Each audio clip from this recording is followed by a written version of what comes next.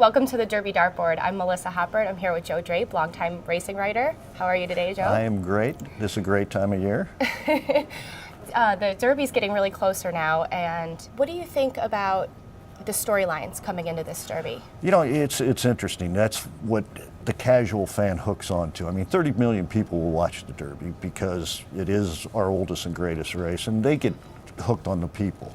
Todd Pletcher, the super trainer, has 5 horses. He's got a quarter of the field. Orb is owned by the Phipps family, who basically are the pilgrims of horse racing. I mean, they've bred and owned horses since the beginning of the time. And you're working on a heck of a story right now, too, aren't you?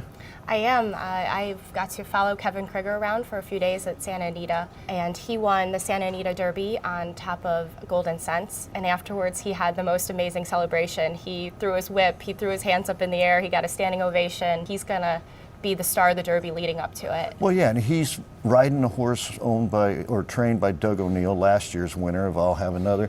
And if he wins, he'll be the first African-American jockey that have won the Derby since 1902. So, you know, it is a milestone. It brings a little history to life.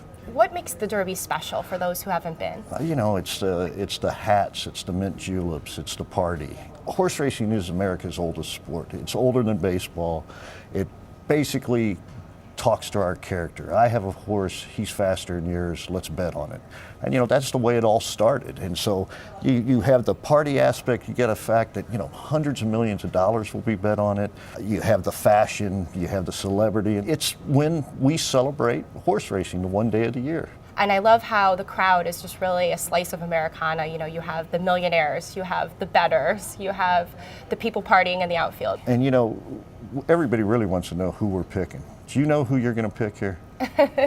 I do. I have my eye on Orb. I really like him. I saw him run in the Florida Derby, and he just, you know, he's won 4 in a row. He's getting hot at the right time. I'm in a tough spot this year. One of my friends and neighbors owns Palace Malice, and I told him I wouldn't pick him on top because, as you know, I only pick the right one once every 10 years. And so in 2021, I'll be right again because I had Animal Kingdom in 2011.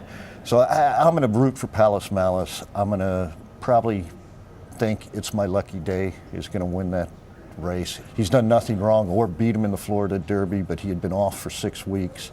I think he needed that race. I think he's probably the horse for the course there.